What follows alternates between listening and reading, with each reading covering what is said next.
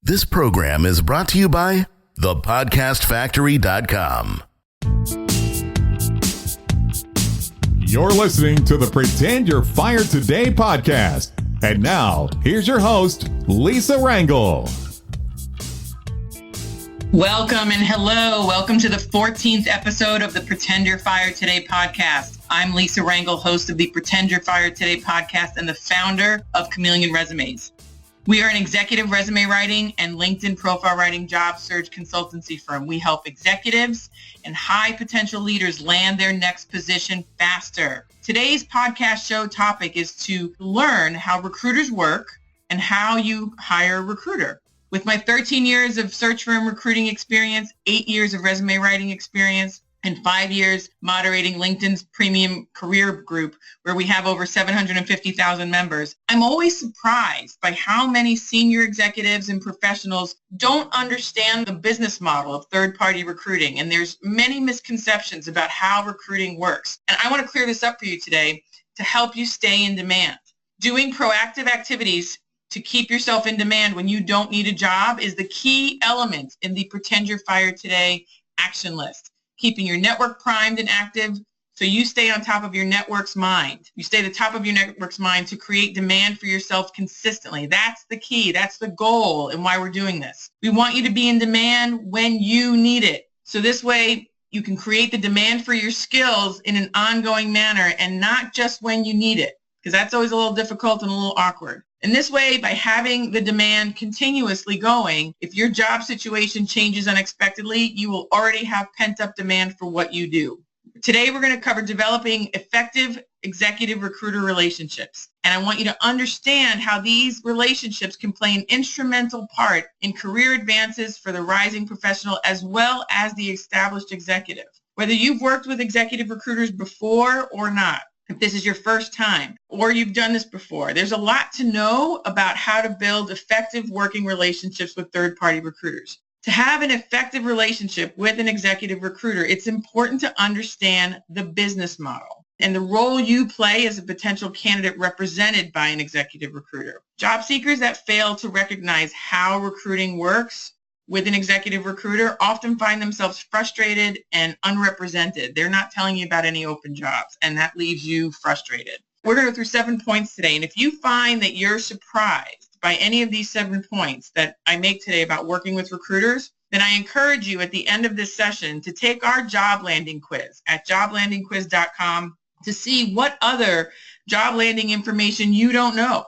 So this way you can learn it now when you don't need it and be ready if your current situation were to change quickly. I don't like it when people learn this information when they're already behind the 8 ball. So you're smart to learn this now. The job landing quiz will not only help you identify if you're making any of these mistakes or if you have any of these misconceptions, but it will also give you the knowledge to fill in those knowledge gaps that would prevent you from landing a job fast if your situation changes suddenly. So by learning it now, you're going to help yourself find a position fast if your situation changes unexpectedly. By applying our lesson today on successfully working recruiters, you will stay marketable to your network, which is one of the many ways to have job security in today's economy and proactively take care of your career. In past episodes, we talked about the only way to truly protect yourself from job loss is to pretend you're fired today and make a list of the activities that you would do to start to find your next job. And then keep that list in the works while you're working. Have your resume and profile ready.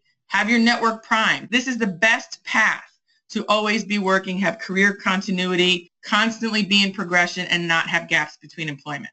In episode 1, the first thing we discussed is dusting off that resume and getting it up to speed. And we covered in those first 8 episodes how to format your resume according to today's trends and to have maximum impact with your document. And then we spent the next 4 episodes focusing on the other equally important document for you to maintain, which is your LinkedIn profile. Last week, we moved into the career maintenance activities that you should be doing by addressing the 5 most common career mistakes that I see people make every day. And today, we're continuing with these career maintenance, career advancement strategies by understanding how recruiters work and how you can hire recruiters. So here goes on these 7 points. First, I'm going to totally upend this. You can't hire a recruiter. Okay, that's number one. You have to realize the recruiter, the executive recruiter, works for the client company and not for you, the candidate. You have to look at the payment trail here. The executive recruiter is paid by the company to find precisely the right talent, and that company is willing to pay a premium for it, typically in a fee of about anywhere from 15 to 30% of that candidate's salary in the form of a fee to the recruiter. The candidate that takes the stance that the recruiter is working for them to find a job for them has already shown the recruiter that candidate's lack of business savvy, and frankly, it's showing you're a little self-centered because you think it's about you as the candidate. Don't let this be you. Savvy candidates recognize the economic aspects of the relationship and works to be a resource to the recruiter. The candidate is the product, essentially. So you're the product for that recruiter to make their client happy. Recruiters want to work with savvy candidates. In essence, you cannot hire a recruiter. However, you can attract the right one with these remaining points we're going to go over today.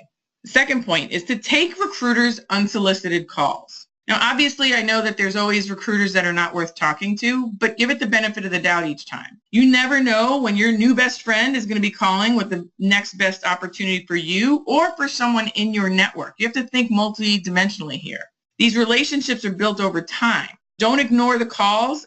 Consider it another form of professional networking that's frankly coming to your message box or your inbox or your voicemail. 3, develop an online relationship with recruiters. You can do a search on LinkedIn. You can find them on Twitter. You can find them on Facebook in some cases. Have a conversation. Just have a conversation. Put on your schedule to have a conversation maybe every 6 months. Just stay in the loop. And just as you would in person, cultivate a relationship over time. Give before you receive. And on that note, with this 4th point, if you're called with a job lead, it's not right for you, help the recruiter with applicable leads and give information whenever feasible. A recruiter's lifeline is found in the leads that he or she receives. Good recruiters will go the extra mile for candidates, for people that give them quality information. So if you help them, savvy recruiters will help you when the time comes. Next, don't waste your recruiter's time. So if you're about to sample the market, test the waters, so to speak, don't test the waters with a recruiter. Do that on your own time. Employ the recruiter, so to speak, or have them, when they call you or you reach back out to them, put them into action for you when you're really serious about looking for a job. Don't shop around on their time, because if you waste a recruiter's time once, rest assured you will not get the opportunity to do that again. Now, if the job that they present to you and you start going through the process for isn't right for you, that's one thing. But you should be prepared to make the move if the right position presents itself and you go through the process and you still find out it's the right job for you. You should be prepared to make the move. Next, make yourself worthy of a recruiter receiving a 25% fee, or roughly 25% fee, give or take. As I mentioned in the first point, companies are paying recruiters to find the cream of the crop. They don't want candidates that the companies can find on their own. Companies want hard to find, desirable, passive candidates, like I said, that the company can't find on their own. To be placed by a recruiter, you need to have a background and or skill set that warrants the fee to be paid to the recruiters, around that 15 to 30%. Usually it's about 25% of your salary. So help a recruiter market you by being fabulous, being in demand in the first place. And if you can't get placed by a recruiter, it doesn't mean you won't get hired at all. There's many other ways to get hired. It just means that you may have to go a different way. It's just simple economics. You may have to go more the direct route and not through a third party, which is not a bad thing, by the way, because frankly, a majority of candidates are hired this way without the fee attached to them being hired. So look at the strategy. But the key is, if you are going to go the route of a recruiter, you need to be worthy of a recruiter placing you for that fee. And lastly, have your resume and LinkedIn profile up to date. As I mentioned in point 1, although it was a little misleading in the title, admittedly, you cannot hire a recruiter, but you can attract the right one by looking the part and being in demand on your profile and on paper. So go back to those earlier episodes. Get your resume and profile up to speed. Working effectively with a good recruiter is a lot like other relationships you've developed in life. And like all worthy relationships, these require time and nurturing and research. And if you find you're not getting calls back from executive recruiters, shift gears and put as much effort in with recruiters as you do other relationships, because you may have to look at other paths. But you will soon find yourself well on your way to having successful dealing with executives or recruiters that are right for you using these points. Applying these 7 points will position you to stay in demand with recruiters in your profession and in your industry. So were any of these new to you? Were you surprised by the business model or how recruiters work? Does it surprise you that you can't hire a recruiter and you really thought you could? If you have yes to any of these, then you're going to want to take our job landing quiz. Go to joblandingquiz.com to see what else you don't know, what else you have some misconceptions about. And you're going to learn other job landing knowledge gaps that you may have through this quiz. And once you receive your score, you will be given access to free training that will give you the solutions to any of these gaps that you may have. I'm so proud of you for taking these steps to make yourself marketable when you don't need it. I mean, that's just awesome. Most people wait for that unexpected job change to happen, and then bam, they're trying to learn all this information under pressure. So kudos to you for learning this and doing it before you need it. Bravo. And if you're currently not working, I don't want you to worry. You now know what to do, right? Start today. Correct your mistakes starting today. The key is that you know now what to do and you can do it today.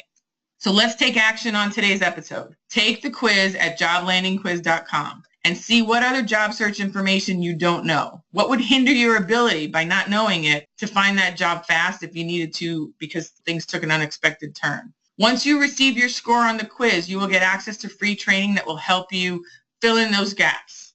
And remember, for the next few episodes of the Pretend You're Fired Today podcast, we're going to continue going through a list of tactics and activities that you can do now as if you were let go today to ensure you're always ready for whatever the world brings your way. The first item on our Pretend You're Fired Today list was the resume, which we cover in episodes 1 through 8. The second item on the list was updating your LinkedIn profile, which you can review in episodes 9 through 12.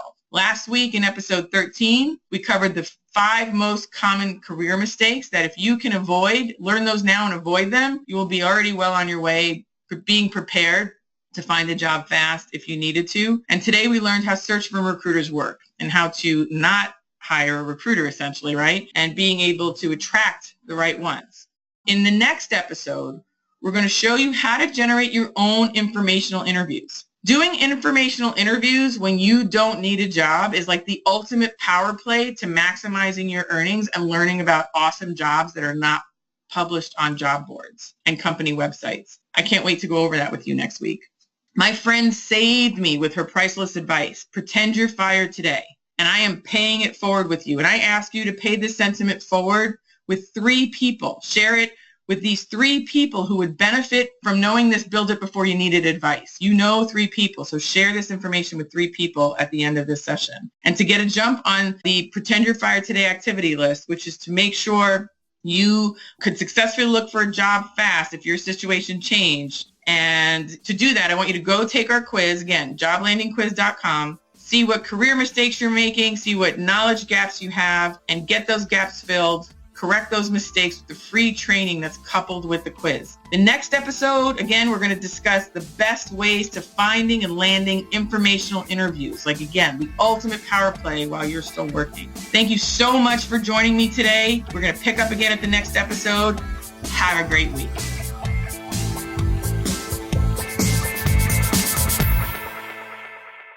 This is thepodcastfactory.com.